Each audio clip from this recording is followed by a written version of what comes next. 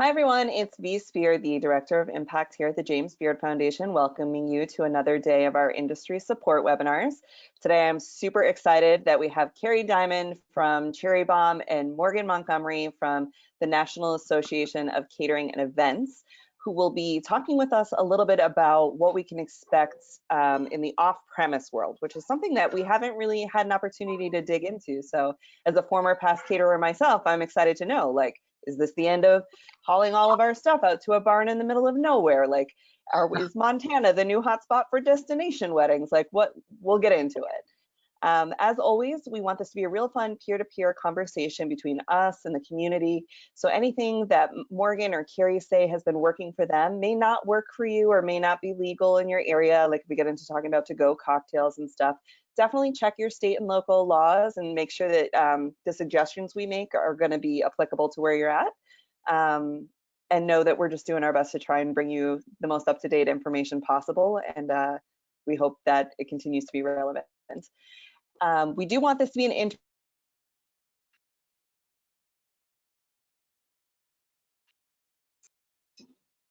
Did we lose me for a second? Tell you how you can interact with us while you're on today. Thanks. And it seemed like we lost you for a second, but you're back now and better than ever.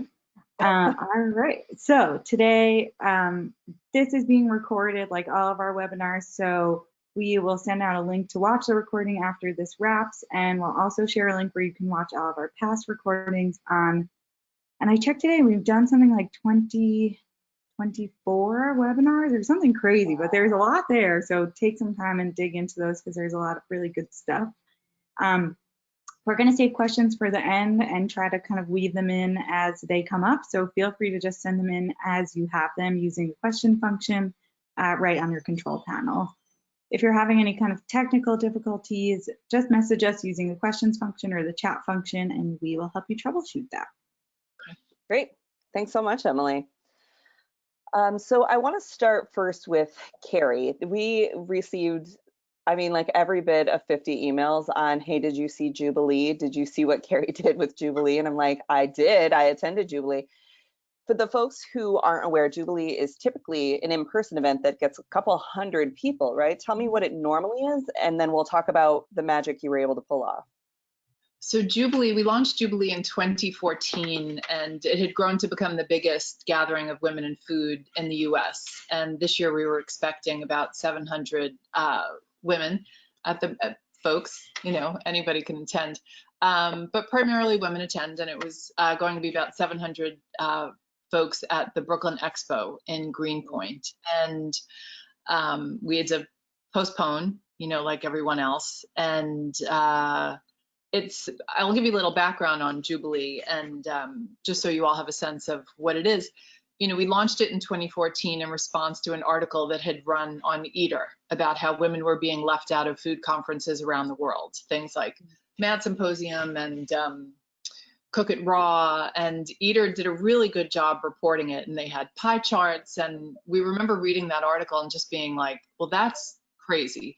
And it became very clear to me that by leaving women out of these conferences, they were missing really important networking opportunities, and the networking opportunities that lead to PR and meeting investors and your next business partner and things like that. So we decided we would do our own. We had no experience in the event business. We did the first one at the Highline Hotel, and it was just really great. And over the years, it just, you know, grew and grew a little bit each year, and it really, you just got to hear from and meet the most extraordinary people around.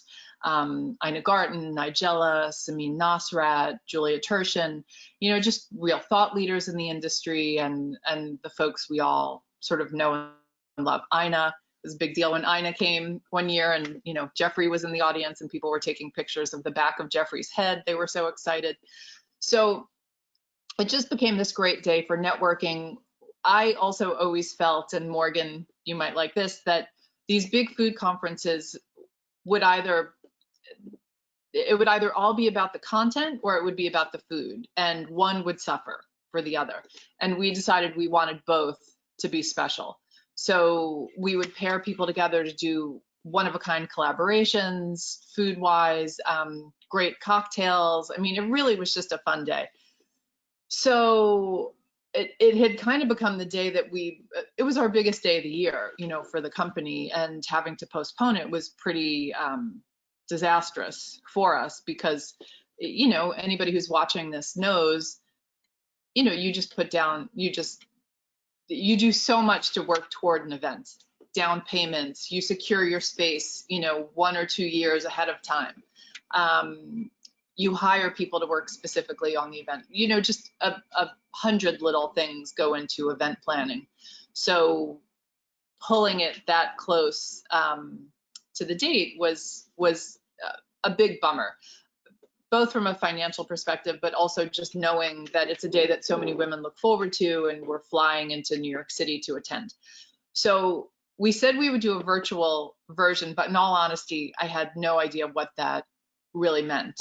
And we started doing Instagram Lives, you know, right when this happened. And we had my lawyer from Helbron Levy. I'm sure a lot of you know them and maybe work with them. Lee came on the show to talk about some things. We had Rafael Espinal, the head of the Freelancers Union, come on to talk about what freelancers could do. We had an insurance person come on to talk about business interruption insurance that none of us have gotten yet. And we just started to realize the power in Instagram Live. We had never done much with Instagram Live before. And I just realized, wow, I think we could do an entire Jubilee on Instagram. And it could be free. I've always wanted Jubilee to be free. And, you know, trying to do free events in New York City is kind of magical thinking. So, so it was really nice that we were able to do something for free, and that you didn't need to be like a technical wizard to access and watch. You know, even the platform we're using today, it's the first time I've ever used this platform. So those were two of the big benefits: free, and from a tech perspective, really easy for everybody to use. Yeah, absolutely. And I, as an attendee of that day, it was something where I was really looking forward to it and watching, almost like, how can I take notes on this to see, because you were changing speakers almost like every 10 minutes, and there were multiple rooms going. What was the sort of planning behind that? I mean, that really just had to do with, for someone who's been an editor for as many years as I have, I'm very terrible at editing down things.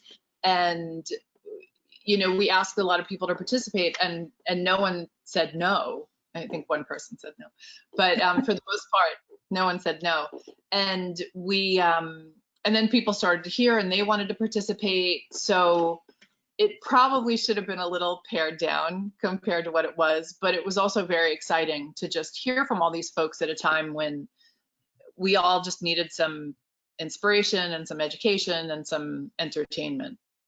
Yeah, absolutely. And that whole idea of like gathering, I know even though we couldn't necessarily see the other attendees, I could see, I mean, interact face to face, but I could see like, oh, Elizabeth Faulkner's on now, and like, I love her. And you had this moment of feeling connected to people, even though you were just guests in a chat room, basically, or guests on the Instagram Live watching some sort of programming together. And then you'd see like those group texts start up. Did you just see this? And did you just see that? And that was really quite remarkable what you did. Something very intimate, you know, for the chefs out there and restaurateurs and other folks watching who haven't done Instagram Live yet. You know, there's something very intimate about, I mean, not super intimate, but there's something a little more intimate about like watching something on your phone than I think watching something on your laptop. And then the added benefit of Instagram Live is that you can be chatting with the people on the screen, and they're looking at, like, you know, Elizabeth Faulkner is a great example. Elizabeth was interviewing Claire from James Beard, you know, and folks were commenting, and you could see the comments, and it's very interactive, which is what makes it such a great medium if you're trying to communicate with your customers or your constituency. Yeah, and Morgan, on your side, thinking more broadly about, you know, what Kerry was able to do was very structured. She was able to plan who those speakers were going to be. We were going to go through that. It's a little bit different in the off-premise world of like social events and catering. What have you seen folks doing that's been effective as it relates to like an online wedding even, or like online, like how are folks in catering and events taking it online? Yeah, it's really interesting. As a volunteer leader for a national organization that represents all sorts of people in the off-premise events world, from caterers to rental companies to officiants, we're seeing people innovate. We firmly believe that live events aren't going away indefinitely. We just have to sort of weather this storm together and figure out how we can help people connect. I personally own a specialty rental company, and we actually provided rentals for somebody's elopement. And they got married, confining to all of the rules. And they got married. They live streamed it on Zoom. And they did it in a park. And then it was just the two of them and an officiant who was the appropriate distance away. And then they went home and they Instagram live their first dance, and a cake cutting that they did. And it was so sweet. It also it did pick up some local media coverage, which was awesome. Sometimes we find that, especially on the social end of things, people have been planning these social events for a long time. There's an emotional attachment to that event. So we're finding vendors being able to be innovative in how they can still serve those clients' emotional needs, in addition to the practicalities of the things they have to serve those events. Yeah, absolutely. And we saw a couple of restaurants were doing locally a pickup where you could say, okay, and as a person who did elope, I'm just going to take a moment to say it is the best thing you could do for yourself. You get whatever you want. Nobody can tell you anything. It's a wonderful time. So highly suggest the online eloping. We saw a couple of restaurants who were putting together essentially wedding kits. And what the premise behind it is, this couple is getting married, and this restaurant that's local has provided these meals, so the folks who would be in town or are able to can pick it up, share it together, and have like whatever that meal is, if the couple wanted to continue to host people or small groups of their family and share that meal online. What do you think about that as a potential line of revenue for people out there who are caterers or have lost pretty much all their off-premise business? Yeah, absolutely. I think that that's a great opportunity. What we keep talking about in the live events industry is, postpone, don't cancel, but that doesn't mean you can't celebrate now. And if you can find a way to celebrate that supports your small local business, your restaurants, your caterers, that's a great way to do it. I think also we're going to see a lot of that transform as we move forward. I think that especially on the social side, as people potentially consider more intimate events in the future, that guest count is typically the thing that impacts the budget the most for people who are hosting social events. And so as those guest counts potentially, shrink for the time being in some instances, I think what we'll find is that people who maybe, it was out of budget for that particular caterer or their favorite restaurant to provide that for their guests, that there may actually be additional opportunity for those kinds of companies to step in and provide a really amazing experience for that event. Yeah. Kerry, I've got a follow-up question on the hyper-local thing. I know you're like the best example of a hyper-local person. You carry your Keep Cup with you. You always make sure that you're finding women-owned restaurants. There's a lot of people who are going to be new to that kind of world. And one thing we were learning from the food media panel was, oftentimes you see really large companies or really large well-known caterers or restaurant groups winning an award or getting like press. And without the ability to send reporters out there and to cover these types of major events and festivals, it's going to be really on the local people. What could a small local restaurant or caterer do to attract local media attention or even national media attention for the way that they're handling this? Yeah, that's a really good question. I think local media is going to be very challenged moving forward. So I don't know what the state of local media is going to be, but I'll give you a tip that our design director did, Nancy K. Pappas. If you don't follow her on Instagram, she's amazing. She started tagging CherryBombe. She's a fantastic illustrator and would tag us on all her illustrations. And after, like the 10th time that someone tags you, you pay attention and you're like, who is this person who keeps tagging us? And you go and check out their Instagram account. And don't be shy about tagging. If you don't know what that means, it's when you post a photo to Instagram and you tag someone who's either in the photo or someone who you want to notice the photo. You never know what's going to come of it, but consider your photo on your restaurant or your business account feed like a little press release.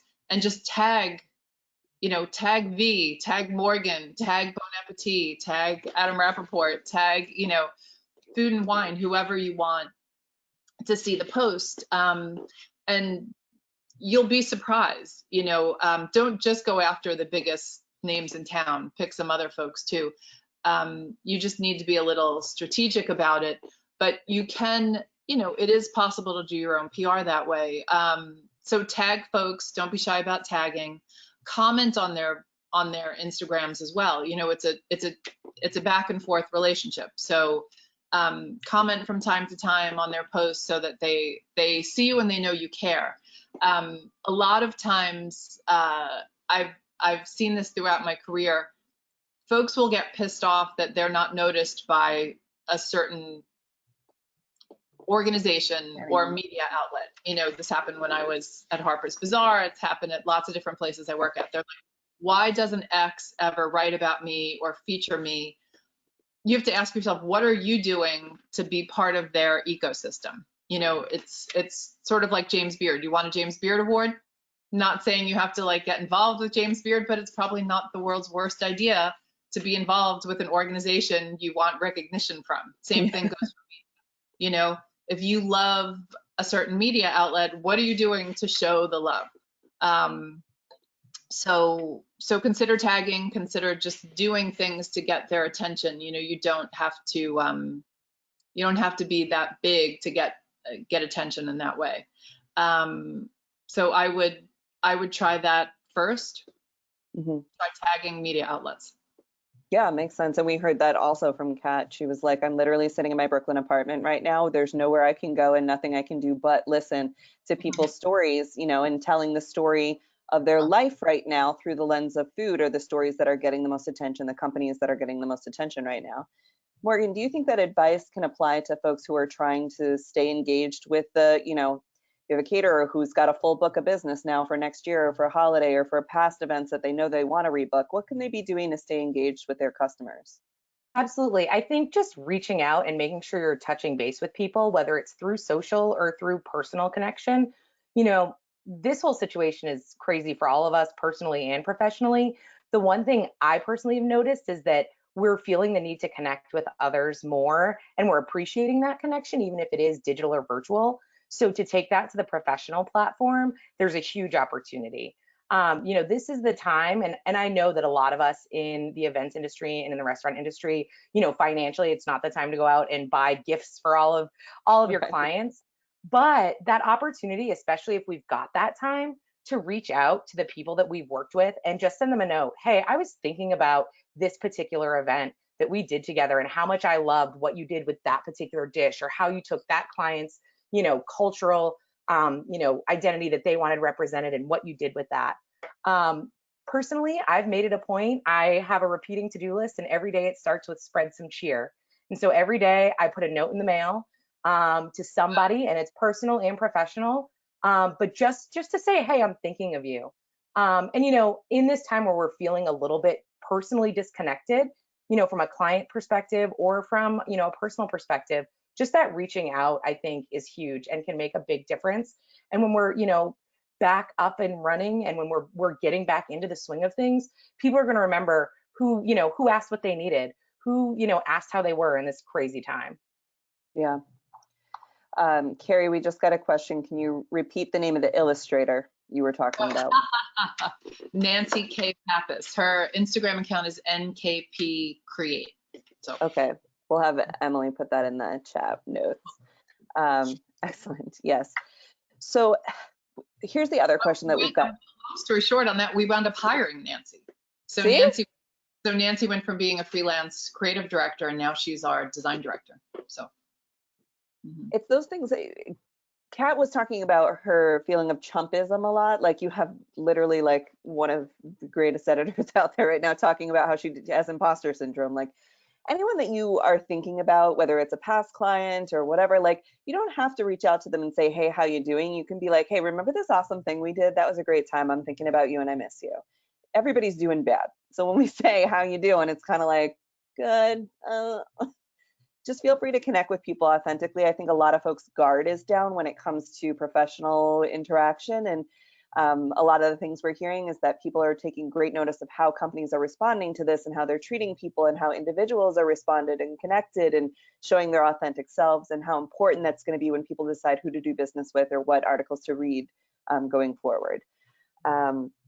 We have a question about staff holiday parties and those big sort of like Christmas parties and activations that happen that we all either attend a million of or we're booked for a million of. How do you all think, how long will it take for like a major event without social distancing, even a small corporate event with 30, 40 people without social distancing to happen? The $1 million question. Right? No. And I think there's so many variables. And I think one of the things that, especially like in events, we're all planners to some degree, right? No matter what part of the industry we're in, we plan, and we plan based off knowledge. So this whole idea that we don't know what we don't know, I think is super uncomfortable and disturbing to all of us. I think it's going to depend on a lot of different factors, you know, where you are geographically and what that looks like, the different sort of, you know, governor's orders and things like that. So I think it is the $1 million question. I think the important thing right now is to make sure that we're all preparing and thinking through without getting super distracted. I mean, we don't know what the requirements are going to be. We don't know if there's going to be rules and regulations on PPE, or, you know, if we're going to have to sanitize, you know, spaces in between different groups, or what that's going to look like in terms of requirements. So we can't take the time now to stop and reframe everything because we don't know yet. But obviously I'm hopeful. I'm somebody who's built a career off of the events industry, and people, at the end of the day, people aren't going to stop gathering. It's just going to take some time for us to get back there. Yeah, absolutely. We did a webinar yesterday. For those of you who missed it, you'll want to at least skip to the end, where the ACF is offering a 30-hour safety and sanitation class for free. It's 30 hours on how specifically to clean effectively to fight COVID in the restaurant and events world, which is going to be huge, right? And they did say, you know, if you want to take temperatures, you better have a host out there who can wear full PPE. And then at that point, is it putting, you know, your 19-year-old kid host out there, the right person to put on the front line of something like that? Because what if they do test positive? Like, it's a whole crazy thing. So I think with regards to holiday parties and gatherings, at least for this year, a lot of folks have thrown out ideas of what you can be doing to sell ahead of the game and say, in the event that you don't book your full holiday party with us, here is another package that we're offering. We will ship a bottle of wine and a dinner and whatever it is to these places, and make sure that you have the ability to execute on that, and it's going to be profitable for you. What are some other ways that you think people can get back to celebrating? That's not just the Zoom stuff. You know, I think one of the things we all need to be aware of is that we can't stop selling or marketing for future events right now. You know, when they're going to happen and how much risk you want to take is really an individual decision to each business owner. But I know that, like, when we have clients reaching out to us about celebrations that they're planning for 2021, we want to be able to still engage with them and move forward in that process. One of the things I'm seeing some caterers doing is looking at the idea of virtual tastings. So you have chef and salesperson virtually on Zoom with the client. The tasting items get dropped off where they are. Obviously, geography is important here. You know, it needs to be somewhat local. But again, still engaging in those traditional, you know, sales process and tactics to, you know, engage that client, even though we're still in this situation currently, but looking forward to that future business for sure. Yeah, and that makes a lot of sense for the social and corporate gatherings. We have a lot of folks from nonprofits on the call today. I know I see like our friends from Share Strength are on, and a couple other organizations. Kerry, you have experience in this, you know, using essentially a gala or a fundraiser as the revenue to run a nonprofit or to run a business, you know, to keep that going. And we see it with the James Beard Foundation. That's a struggle for us, certainly. That's a struggle for Share Our Strength with their chef cycle not being able to happen, or a lot of the Taste America dinners or Taste of the Nation. How do you suggest people whose primary line of fundraising to do mission-driven work or to do anything can continue to fundraise without those in-person celebrity chef tasting events? I mean, that's tough. You've got to figure out a way to take it online. I mean, I think one thing that drove everybody crazy in the past is when you would go to a benefit for a not-for-profit is the amount of money spent on the actual event. And you know, none of us want to see events go away, but I do think it's an opportunity maybe for these organizations to not have to put so much financial and human capital toward executing a black tie event where so much of the money goes to the venue and to other things when it could be going more toward the people that you're serving. So, you know, it's so hard because all of this is like really forcing people to be more creative than ever at a time when, I mean, everyone I know who has a small business is doing nothing but work around the clock. You know, you wake up, you start working, you collapse after, you know, how many hours you've worked. A lot of us are not home baking bread, doing other fun things. So then on top of that, to force you to have to completely rethink your business in a way that you never had to before. So you're like fighting to stay alive. You're having to just rethink absolutely everything you've done. In the case of, you know, some of our restaurant friends, you know, their staff's been whittled down to nothing, and they're, you know, making food, packing food, delivering food, like doing all of those things. So I know it's really, I don't say lightly, you know, come up with some creative executions for these things, because I know that takes time and bandwidth to do, but it's really what we all have to find the time to do. But you might be surprised, you know, one of the things about doing a digital event, you don't have to lay out the same kind of money that you do when you're renting the Waldorf, you know, and trying to feed 3,000 people or whatever that, you know, those rooms provide. So you might find that the folks who have supported you for all these years would be super happy to just put on their sweatpants and make their own food and support you, you know, in a different way. Yeah.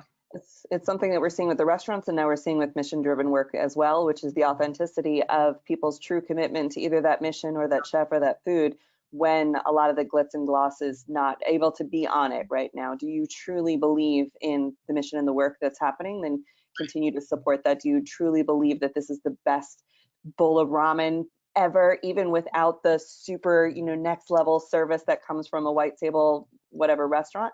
Then you're going to continue to support that. And I think that's going to be the same thing with the events industry, Morgan. You know, like the way that people treat people is going to make the difference in if they continue to get supported. Absolutely. And I also feel like this is the time to be looking at our customers or, you know, supporters in the nonprofit world and having the humility to say, like, if you're looking to support something right now, we could use that support. You know, I think especially in the small business world, we often come from this as a perspective of like a point of pride, like, I built this, or like I opened this restaurant. It's mine. I've worked so hard for it. It can seem so contradictory to turn around and say, like, I could use your help. But for those people that are loyal to your cause or to your brand or to, you know, or really value the service you provide, those people will answer that call. And it just is, part of it is that pain point of, as owners, restaurateurs, things like that, getting over that pain point of saying, like, hey, if you want to support us, this would be a great time to sort of show up and do that. Yeah, a lot of people have called this pandemic the great equalizer, because no matter how big or small you were, it hit you in your own way. And oftentimes the folks who run lean are going to be the first to be able to rise back up, because they're not trying to meet an outrageous salary amount, or they're not trying to meet a volume of work that's unsustainable or not available right now. Kerry, what do you think are the opportunities for people of color and women who have been traditionally sort of locked out of quick growth in this industry to right now, during this period of the great equalizing, get their voices heard? Oh, that's a good question. You know, again, I go back to social media. I mean, it's a tool that's available for all of us at not great expense. You know, if you look at maybe what it costs to hire a publicist versus what it costs to do your own social media. But I don't know, V. I don't know that I have a super optimistic answer to that. You know, I was deeply disappointed at the president's, you know, the group that the president put together for the economic response team, you know, it was all men. It was mostly white men. I've spent 7 years fighting to get women recognition in this industry. And that is completely disheartening. I mean, I know you kind of have to take everything that the president does with a grain of salt, but I don't think any of the men on that who were named to that panel put out a statement saying that they were representing women and people of color and, you know, the disenfranchised in the industry. I would have loved to have seen something like that from one of them, or had one of them, you know, offer to put together a town hall to kind of hear what everyone's thoughts were and concerns. Yeah. So right now, I hate to say this, but I think everybody just has to take care of themselves and do what they can and look to the folks that they've had partnerships with and relationships with in the immediate past. Yeah, makes a lot of sense. I don't mean to be down, but no, I think it's a perfectly. I'm still mad about that panel. I'm still mad about that panel. I'm mad about, you know, a lot of the different things that are coming up that we're seeing.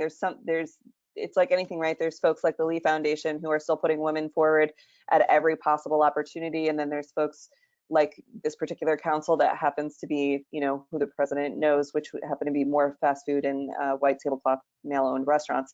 And not to say one is, you know, better than the other. We're all in the hospitality industry together, but it is this moment where we need to hold the folks who are still being seen accountable to say, like, make room at the table for women, for people of color, and for small business, because we were having a good conversation about the validity of these big events, right? And there's some prestige to coming to a lot of these big events, whether it's the James Beard Awards or it's the NACE Awards or the Caterer Source stuff, like all those big things that we love going to that are, you know, such a part of us being able to connect in person with the people we admire and what the relevancy of that will be going forward.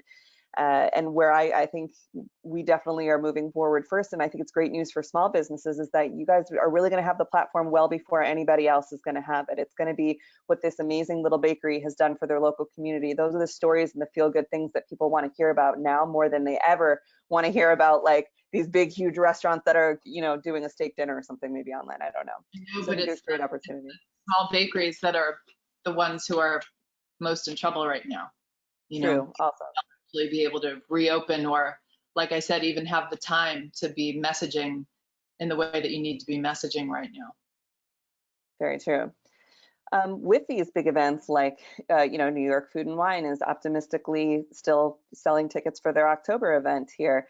If you get to the one of the very optimistic, and you know what, it's like, okay, when you get down to the wire and you maybe potentially have to pull the plug on something like a virtual food festival, which is, of course, you know, there's like the donut festival in the Midwest, or like the state fair, like all of these, regardless of what they are, they really focus on the in-person tasting aspect. How do you think we can bring something like that online, or is it best to just lay it down for a year? Maybe Morgan? Oh, no, I think like what Morgan said, that was so cute. The doing the virtual tastings and the food or the cake gets dropped off and you do it online. I mean, I do think there are lots of creative ways to integrate food into it. You know, there are all these people now doing virtual wine tastings where everyone, you know, manages to get the same wine. We're going to be doing some jubilees, some more thematic jubilees moving forward. So that's something we're thinking about right now, but you can still have collective experiences over food, even if people aren't, you know, going up to a table and grabbing a mini cupcake or chicken liver mousse or whatever, you know, somebody made to serve at a grand tasting. There are still ways people can cook together. Like Morgan said, you can all get similar takeout, or I don't know, have a pizza. Like, okay, here's an idea for have a pizza night, you know, and have everybody support one of their local pizza places and donate, I don't know, $20 or whatever. You know, when you look at the cost of some of the tickets to go to these events, you know, they're huge, but again, what's the percentage of those tickets that's going to rentals and the food and the, you know, the costs that don't directly benefit the bottom line of the organization or its mission? So when you subtract that, are there some fun, creative things you can do with your audience around the country? We actually have Almost everybody can order a pizza right now. I don't, Right. it might be cheaper to make it at home, so make it at home, but you can bring everyone together over something like that. I was really excited here in Richmond, Virginia. We have a group called Sports Backers, which puts together like races and things like that. They've actually organized a virtual 5K for Taco Tuesday for Cinco de Mayo. But in the registration, like when they email blasted it out, what I loved to see was in that information, it said, hey, we want you to participate. And then afterwards, please order takeout from any of these local restaurants that serve Mexican and Mexican inspired cuisine. And I thought that was a great way to sort of combine that communal experience, support local, still let people feel like they're engaging in that event. And again, not lose that touch, but also, I mean, that piece of then bring it back around to like, not just, hey, get some food, have a taco, but like, here are specific places that you can get, this from that would support local business, which I loved. Morgan, I didn't know you were in Richmond. I love Richmond, Virginia. I love it here. I'm a New England transplant, so that's saying something, but I do love it here. You know Jason Alley? Yeah, absolutely. Love his food. Great shout outs. And so what I'm hearing is, Adele, maybe we do a share our cycle event and then we order pizza. That seems like a great way to do chef cycle. And Elizabeth was just on pizza tour, so we could get Elizabeth Faulkner to do the pizza. Yeah, and how many of those chefs have stationary bicycles? I mean, people would crack up watching them pedal their stationary bicycles while talking to us. Yeah. All right. We'll get Peloton involved. I really feel like we've solved this problem for Chef Cycle, and on to next, we're going to move to awards or something else in the world. Kerry, you have a shout out from Kansas City from Christina Corvino, who is saying that she loves you. She cannot wait to have you back. We love Christina. She's, of course, one of our fellows from this past year. Incredible restaurant, Corvino Supper Club, award-winning chef.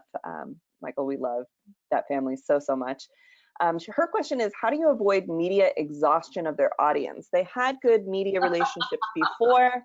Should they be limiting their touches now, staying consistent with timing or theme? Is video, should she be scheduling video, then email, then photo, or what do you think? Yeah, it's really, and hi, Christina. We had the most beautiful event at Corvino last year as part of our radio CherryBombe tour, and I love all the folks in Kansas City. I think it's whatever you have the time for, and it's good to have some kind of strategy. I know now is definitely a time to throw lots of ideas at the wall, but I think it will keep you from getting too crazy. And if you're occupied with, all the doing delivery and takeout, yeah, you don't want to bombard people because there's so much now that's being thrown at all of us out there. Some of it great, some of it not, but it's interesting. I was talking to someone about this the other day. Like, if you're food media, your competition today is literally Netflix and someone's Instagram account, because everyone is their own form of media today. So, again, I think you just have to go back. Morgan, I think you said this, what's made you special all along, what has resonated with your customer, and go back to that, but also don't be afraid to try some new things. You do have to be cognizant of media exhaustion and media in all its forms, but if you stop, that's just going to hurt you. It's not going, other people are just going full throttle and putting tons of content out there and seeing what sticks. So just do what you think is right for your organization, but don't let up too much because you don't want to be forgotten. Yeah, good point. Folks are asking about if there are particular platforms that are better for supporting something like a shared virtual tasting or an event. I know Kerry said that Instagram Live is great, and I agree. It's something that if you know the ins and outs of sort of how to manage it at a basic level, people can come, they can leave when they want. You're not having to try to monitor a chat of hundreds of people. It's great. Zoom, of course, is another one that's gotten a lot of attention. We're using GoToWebinar today, which I like because it's very like password protected. So you have to pre-register to get in. If you want to have a more controlled experience, it's great.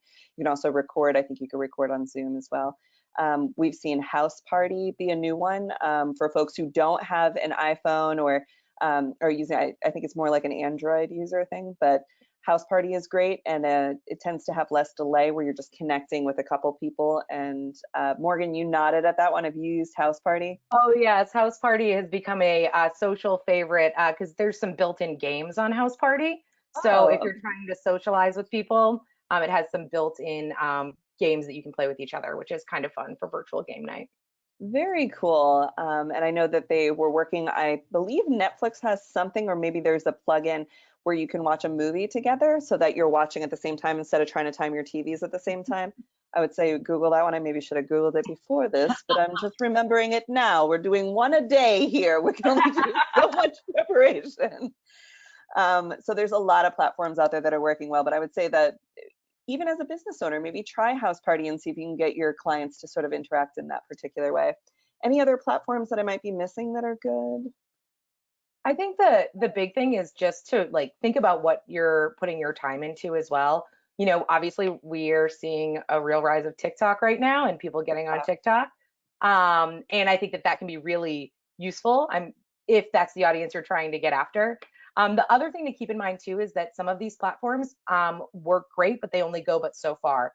If you're looking at taking an event and you want to take it fully online and fully digital, and it's something where you've either, you know, charged a premium or it's really expected to be high quality content, at that point, you know, your iPhone or your webcam might not do. You might need to look at bringing in a professional AV company. You know, the news on average has like 5 to 6 different camera angles, and that's how they keep their viewers engaged. So if you're planning on something more high end and high tech, it's best to get the professionals involved. Or you could just keep turning. You're good at that.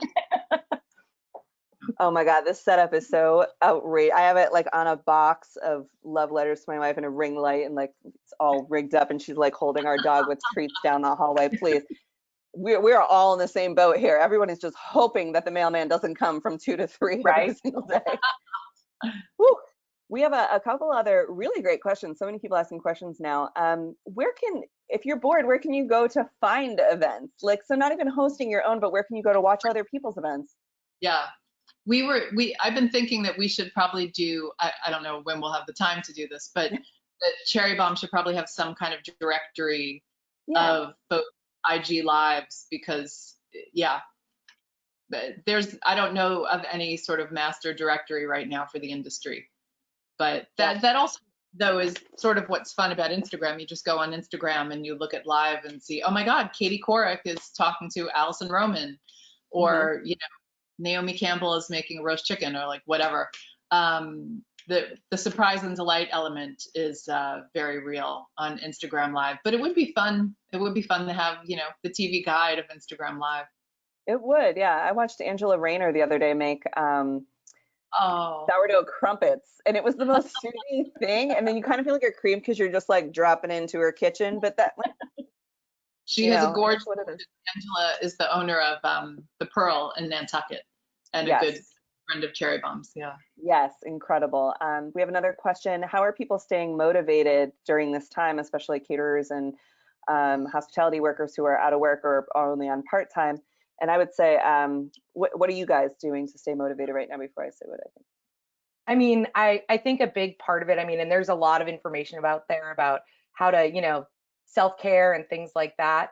For me, I was on a webinar, and of course, there have been a lot of them, and now I can't remember which one it was, but somebody started talking about, you know, whenever they talk about pandemics in history, and I was like, oh, we're really going to go down this train right now.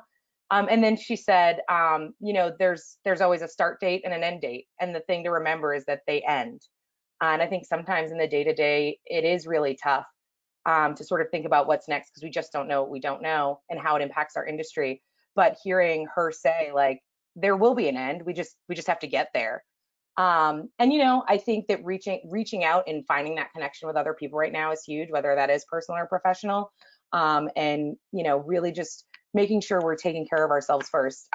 When this all started, I'm a big fan of self-care. And when this first started, somebody said to me, airplane rules apply here. Your mask on first.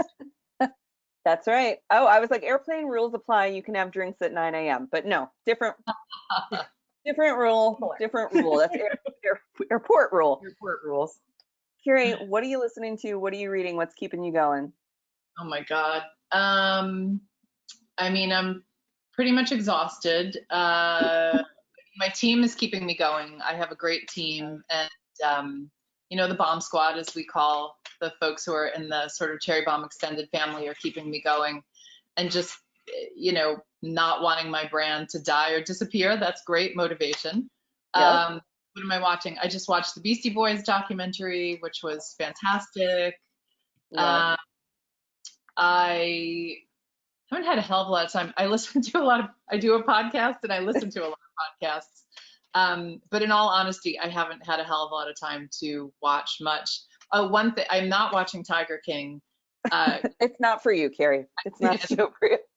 But I did watch something that Audrey on my team recommended called Tea with the Dames. Have either of you seen it? No. Oh my God. Okay. So you have to rent it. It's on Amazon Prime, I think.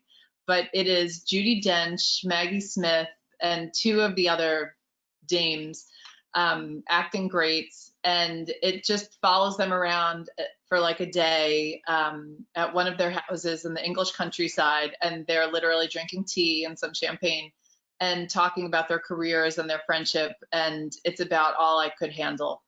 That's about the level of what I'm right now. So it's moving I do love some hot tea.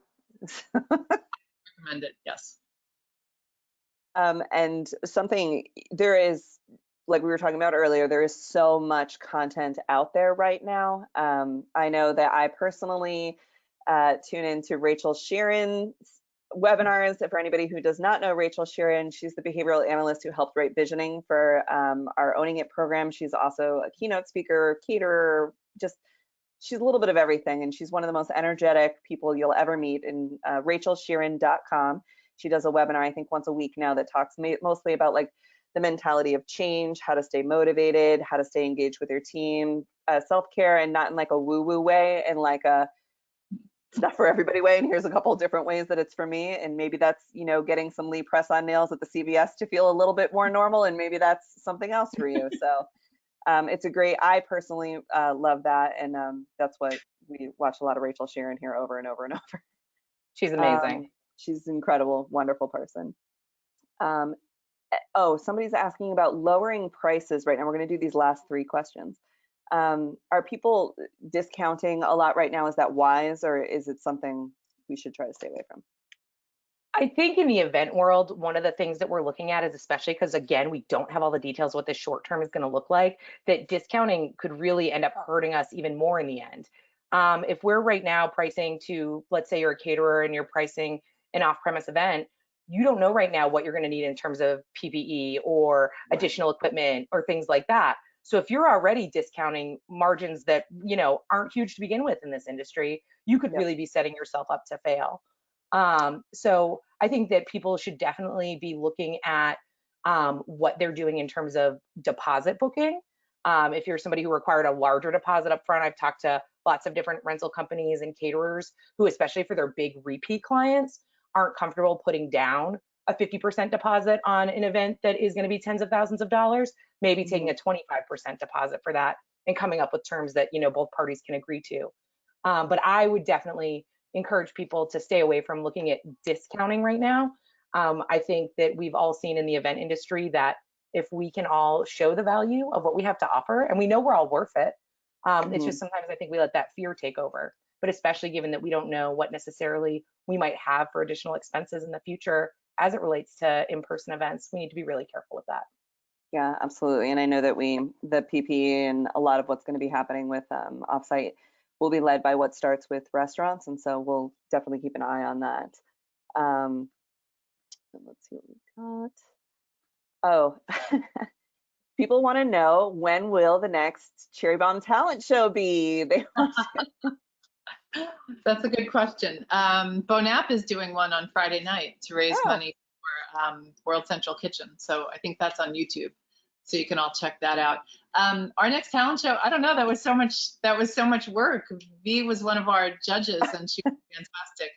I don't know, but we love the digital events. I mean, when we did Jubilee 2.0 earlier this month, we had people from all 50 states and 63 countries tune in, and that's really wonderful and not something you can necessarily replicate in a real world event, or real life event. So, we're just thinking of more ideas and things to do in the weeks and months ahead. So stay tuned. We have some fun stuff planned, especially for later in the year.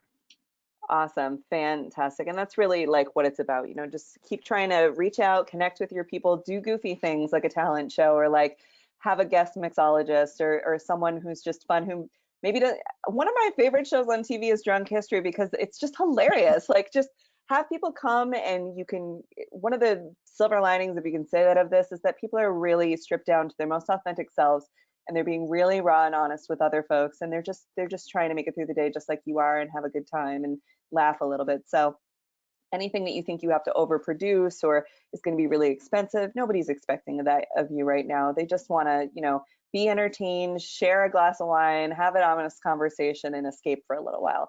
And we hope that this last hour has been an escape for you. I want to thank Kerry Diamond and Morgan Mongtomery so much for being here with me and sharing your insights on everything from what the future is going to look like, to best platforms, to just like what you're watching on TV and what's keeping you going.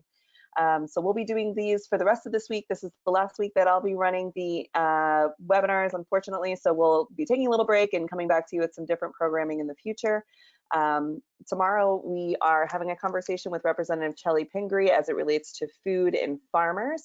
So if you're interested in those topics, we'll have her here with a chef talking to us about what's happening in legislation with help for the food industry and farmers. And then we've got the Lee Initiative on Thursday talking about the restaurant relief kitchens and what phase 2 will look like for them.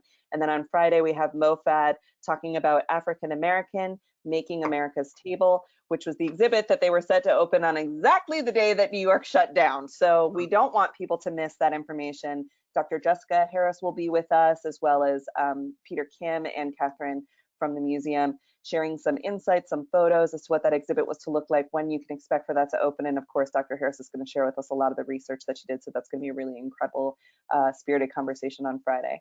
Thank you all so much for being here. Morgan and Kerry, thank you again. Thank you for having Kerry has a shout out.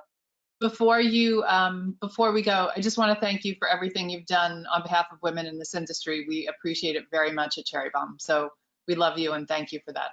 Okay. Thanks so much, Kerry. That means the world. That's absolutely, thank you. And we'll keep doing it. We'll keep doing it. All right. We'll see you soon. Thank you so much. Bye. Bye.